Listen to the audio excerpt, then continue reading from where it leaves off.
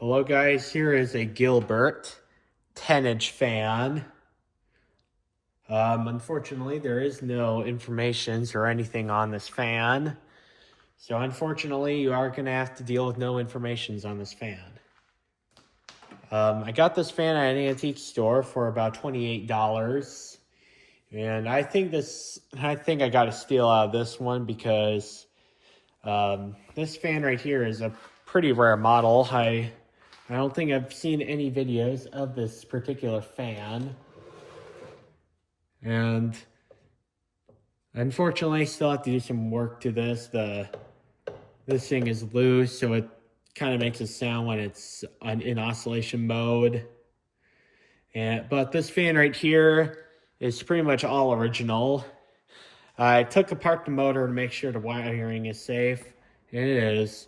This is the original cloth-covered wire from the fan when this was made. And it's still in good condition. It's still flexible. And yeah, I think it's going to go run for another 80 years. And here is the line cord. I suspect this could be the original cord. The 1941 definitely does seem like it would be rubber cord era, although this does say heater cord on it, but it does seem like it could be the original cord. I don't know, but whatever it is, it's a two-prong non-polarized cord, so I think this is the original one. But this has a nice switch to it. This is a 2-speed model.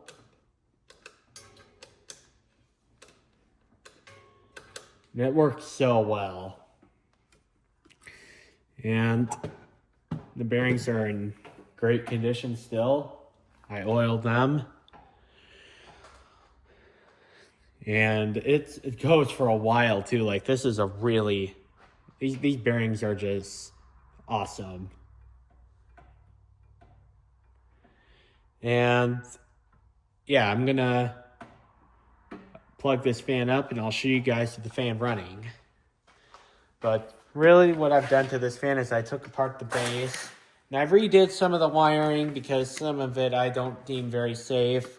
There was this soldered electrical tape connections, which I don't like because the electrical tape does tend to degrade over time. And I was right, there was electrical tape that did deteriorate. But here, I'm gonna show you guys the fan. Here's low.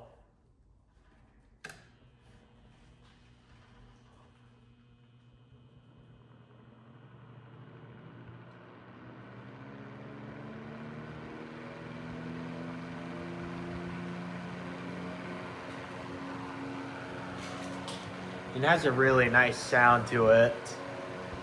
I really like this fan. I plan to use this fan summer 2025 because this runs really good.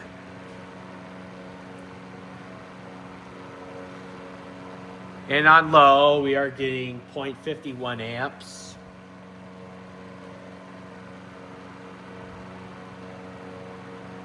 And there's no strange noises to this.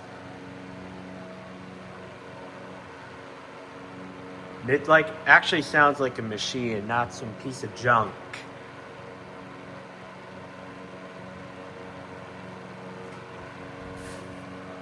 And it's throwing out quite a bit of air.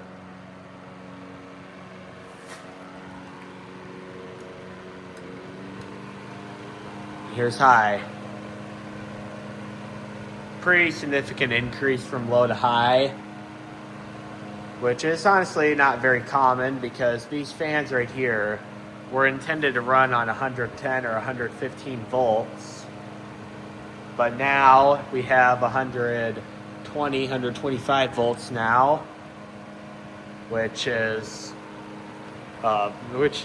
the speed coil does not behave well under that increased 5, 10, or 15 volts that we have now. And on high, we are getting 0.63 amps. Bring this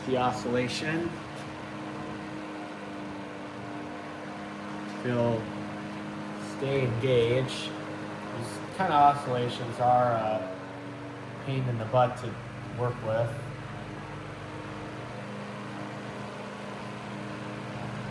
Well, it's not making that strange rattle like what this fan did before, so it's probably hiding that so the viewers don't know that this fan was having a problem before.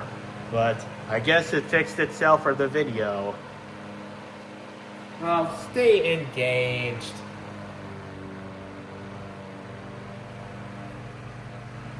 You are not a modern fan that fails.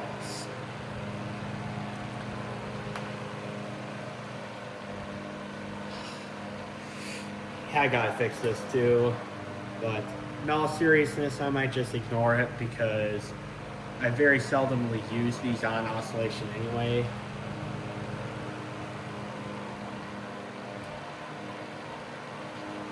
But you get the idea. This fan still works great 80, 90 years later. The tag that this fan described was 1930s fan works but makes noise. Well, I fixed that noise. It was also making a super huge humming sound too, but I corrected that and it works great. Let's now turn it off. Spin down time, as I showed before, is amazing.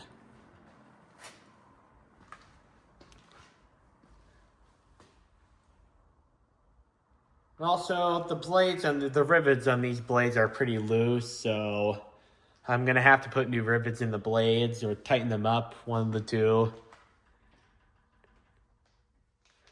But you really can't argue. This fan right here, made about 80, 90 years ago, still works great. I saw on Google there was a catalog from 1941, and this fan was sold for about $12 or $13. As you can see, this blade here is loose. Not the hub, but the rivets right here, they're loose. Especially this one. That one's really loose. So I'm kind of concerned about that. But yeah, I'm going to cut the video off of here. I'm signing out the video, and I'm out.